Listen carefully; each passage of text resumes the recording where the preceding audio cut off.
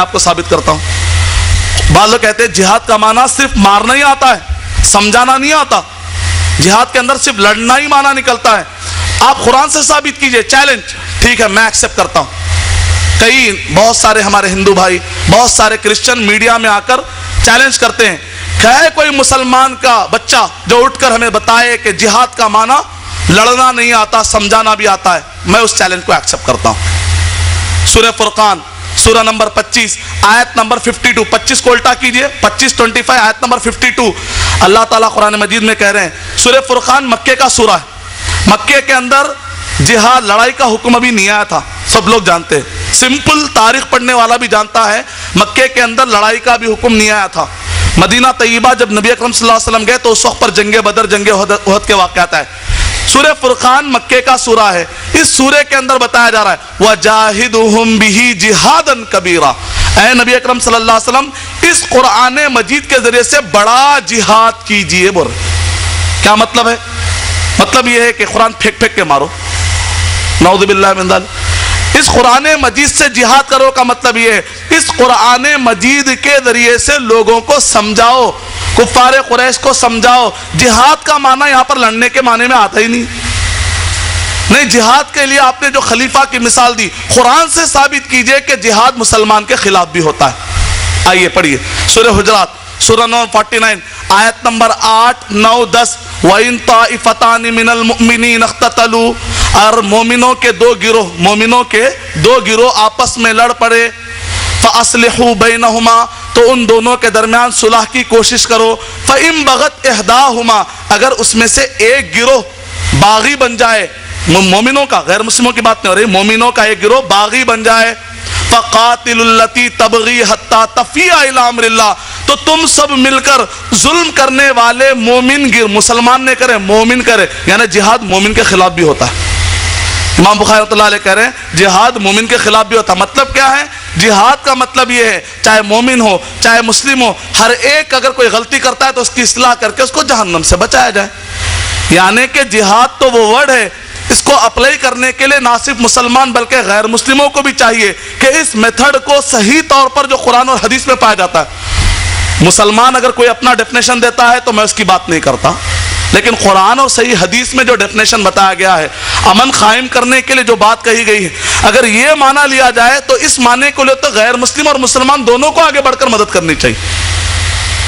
چوتھا جو طریقہ ہے، میڈیا کے بعض گوشے جو اسلام اور مسلمانوں کے خلاف حملہ کر رہے ہیں، وہ ہے اتہامات۔ اتہامات کا مطلب ہے کہ ٹو فکس رانگ امیج، یعنی ڈائریکٹ حملہ کر دینا، اسلام کے اوپر غلط باتیں اپنی طرف سے ڈال دینا، جو اسلام قرآن اور حدیث میں جو باتیں نہیں ہیں اپنی طرف سے کچھ باتیں لا کر اسلام سے جوڑ دینا، تو ملائن اسلام، تاکہ اسلام کے امیج کو ملائن کیا جائے۔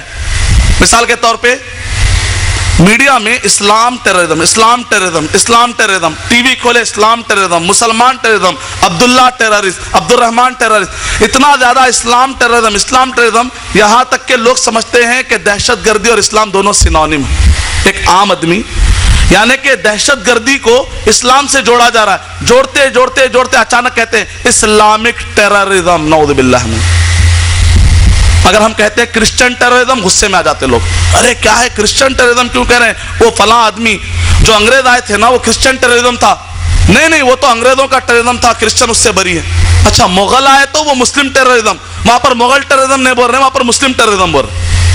لیکن جب انگریز آ کے انویژن کرے تو اس کو کہہ رہے ہیں نہیں، وہ انگریز ٹیررزم تھا، وہ انگریزوں کا دہشت گردی تھی، عیسائی سے تعلق۔ اچھا ہٹلر، وہ ہٹلر کی دہشت گردی تھی، عیسائی سے تعلق۔ جب ایک انسان کوئی کام کرتا ہے تو آپ کرسچینٹی کو اس کو الگ کر لیتے ہیں، لیکن اگر کوئی مسلمان کوئی کام کرتا ہے تو اس کو لا کے آپ اسلام سے کیوں جوڑ دیتے ہیں؟ غلط ہے۔ اس کو کہتے ہیں میٹھا میٹھا ہب ہب، کڑوا کڑوا تھو تھو۔ اپنے حساب کی بات آئی تو لے لیے، سامنے جب حق کی بات آئی تو آپ رد کر دیتے ہیں۔ اگر کوئی کہے کہ Hindu terrorism, Hinduism terrorism, Christian terrorism, تو جتنی تکلیف ہوتی ہے اتنی ہی تکلیف ہم مسلمانوں کو بھی جب ہوتی ہے جب اسلامک ٹیررزم کوئی ورڈ استعمال کرتا ہے۔ ہم چاہتے ہیں کہ ہم مسلمانوں کو بھی چاہیے کہ وہ میڈیا کے بعد گوشوں کو استعمال کرتے ہوئے پھر کرسچن ٹیررزم کہیں، تاکہ وہ لوگ بھی مزہ چکے، جو تکلیف ہم کو ہوتی ہے ذرا وہ بھی دیکھیں کہ کتنی تکلیف ہوتی ہے جب مذہب کو بدنام کرنے کی کوشش کرتے۔ اگر کوئی چاہے وہ کرسچن ہو، چاہے وہ ہندو ہو، چاہے مسلمان ہو، اگر کوئی بھی یہ تینوں میں سے کسی بھی معصوم کو مارتا ہے تو ایسے وقت پر ڈیفینیٹلی یہ دہشت گردی کا کام ہے۔ اسلام اس کے بالکل خلاف ہے۔ اسلام دہشت گردی کو ہرگز سپورٹ نہیں کرتا، بلکہ اگر کوئی مسلمان کسی معصوم کو مارتا ہے اور یہ بات ثابت ہو جاتی ہے اور اگر آپ اس کو سزا دیتے ہیں، اسلام اس کی مخالفت نہیں کرتا، کیونکہ قرآن مجید کا اصول ہے۔ سورہ مائدہ سورہ نمبر 5 کی آیت نمبر 32 من اجل ذلك كتبنا على بني اسرائيل انه من قتل نفسا بغير نفس او فساد في الارض فكانما قتل الناس جميعا۔ اسلام نے جو دہشت گردی کا ڈیفینیشن دیا ہے، دنیا میں کسی بھی ڈکشنری کے اندر، دنیا میں کسی بھی کانسٹیٹیوشن کے اندر، دنیا کے کسی بھی مذہبی کتاب کے اندر اتنا پیارا ڈیفینیشن نہیں دیا جائے گا جو اسلام نے دیا۔ کہا ایک معصوم کی جان لے لینا، معصوم یعنی انوسنٹ، چاہے مسلمان ہو چاہے غیر مسلم ہو، ایک معصوم کی جان لے لینا پورے انسانوں کو مارنے کا گناہ لکھا جائے گا۔ U S department of army کی رپورٹ کے مطابق ابھی تک ٹیررزم کے 160 ڈیفینیشن آئے، مطلب کتنے 107 ڈیفینیشن ہے۔ آج کی تاریخ میں بھی ٹیررزم کیا ہے اس پر کوئی متفقہ فیصلہ آج تک بھی نہیں ہوا، لیکن اس بارے میں سب لوگ متفق ہے دہشت گردی کا مطلب یہ ہے کسی بھی انوسنٹ کو مار دینا۔ اگر یہ ڈیفینیشن لے لیا جائے تو الحمدللہ آج سے 1400 سال پہلے قرآن مجید نے کہا ایک معصوم کی جان لے لینا سارے انسانوں کو مارنے کا گناہ لکھا جائے گا۔ یعنی ڈیفینیشن دینے والے آج آتے ہیں 14 صدی پہلے قرآن مجید میں سورہ مائدہ نمبر 5 کی آیت نمبر 32 کے اندر ڈیفینیشن موجود ہے۔ یعنی قرآن مجید مور ایڈوانس ہے، قرآن مجید ماڈرن نہیں بلکہ مور ایڈوانس ہے۔ اتنا ایڈوانس ہے کہ جس ڈیفینیشن کو لانے کے لیے 160 ڈیفینیشن لائے گئے ہیں، قرآن مجید نے اتنا کلیئر ڈیفینیشن تو 14 صدی پہلے ہی دے دیا الحمدللہ۔ کیا کہتے ہیں؟